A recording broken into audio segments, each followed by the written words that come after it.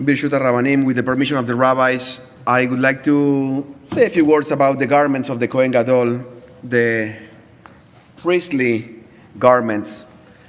As you read and you heard, there's a big details of the activities and the garments that the Kohen Gadol did, and Moses is missing in this parsha. Mainly, I would like to say, Miles said a couple of reasons, but I would like to say that mainly this is Aaron's parsha and not Moses' parsha. Now, everything belongs to the Kohen Gadol, the high priest. So the garments had different parts, and it's a little bit of a burden to mention all the parts. You already were distracted while we read the Torah, and you know all these details make a little bit of a complication to understand, and there are different opinions how it works. But I want to focus on one part, and it's called the Hoshen. The Hoshen is the place where the 12 stones were placed, and each stone represented one tribe. Thank you very much, correct? So on the stones were engraved the names of the tribes. And when God needed to communicate with the high priest, the answers came through the letters. So each letter shined after the other, and the Israelites, the high priest, and the leaders of the Israelites got the answers through the shining of the letters.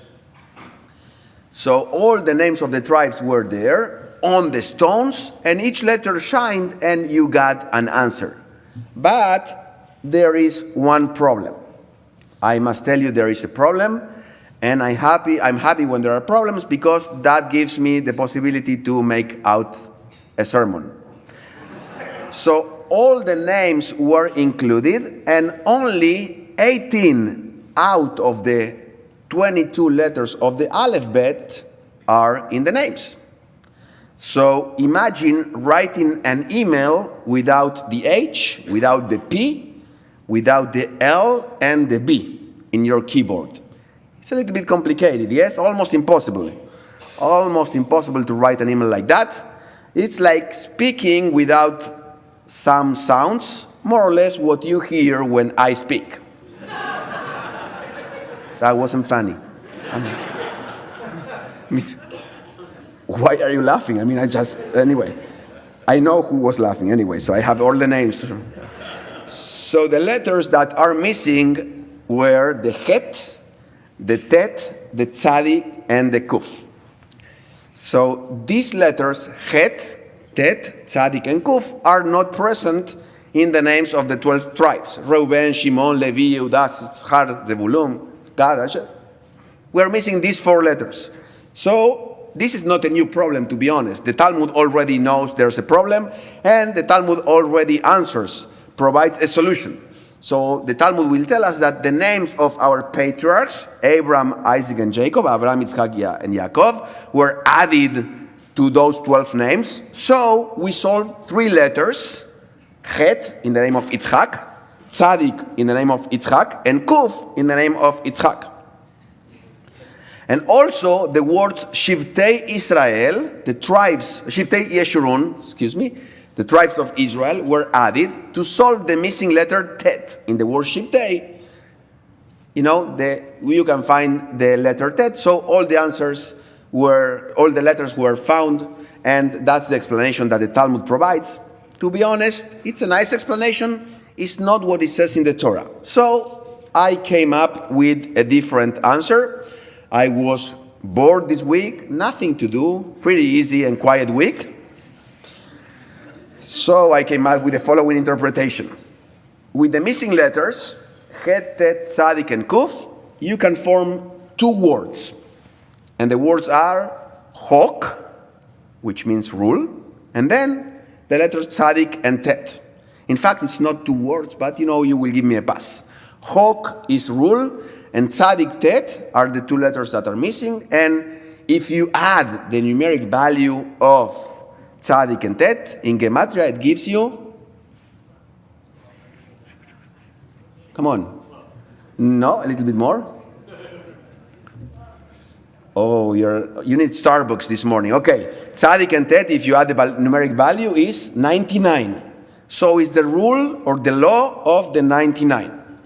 The rule of the 99 are the letters that are missing. So the missing letters in the Hoshen of the high priest, the place where God talked to the Israelites, teaches a great lesson. Let me share with you a story that hopefully will provide some clarification. Once upon a time, there was a big king, powerful and immensely rich, but also very, very unhappy. This sad king had a very, very happy servant. The servant was bubbly, smiley, and he was always singing happily. So the king became impatient with his happiness and asked him, "Why are you so happy?" "Well, you treat me right. I make enough money to feed my family and myself, even a little bit more. I have a beautiful wife and healthy kids. Why shouldn't I be happy? I'm just happy." Of course, the king was not satisfied with the answer, so he called the wise man from the kingdom to help him solve that mystery. So the wise consultant said, "It's because he doesn't know the rule of 99. "What are you talking about?" said the king. "What is the rule of 99? The king asked. "Are you willing to lose some golden coins to find out?" suggested the wise man. And the king said, "Okay, not a problem. So prepare for tomorrow a sack with 99 golden coins, and at night we will go to the servant's home," said the wise man.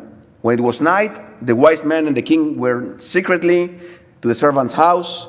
Knocking on the door, they left the sack with the coins and a note that said, "This money is yours. It's your price for being such a good man. Enjoy." When the servant found the sack, he couldn't believe his eyes. He was over the moon. He was laughing and singing and thanking God for his good fortune. He then started counting the money by making piles of 10, till he realized a pile had only 9 coins. There were 99 golden coins. There is one missing. There should be 100, he thought. He searched all around the house for hours. Couldn't find anything. He was sure someone took his one coin, and he started swearing and cursing, and he began to think how he could gain one golden coin. He thought, with 100 coins, I can say I am rich. I will not have to work. I will be a respected person in this kingdom. He did some calculation and realized that needed 10 years in order to earn one more golden coin. 10 years, that's too much. He thought, perhaps my wife can help me selling in the market on weekends and even depriving from certain things. Perhaps in 4 or 5 years, I will make it. He got a second job. He was eating only a piece of bread every day and stopped burning wood to keep warm.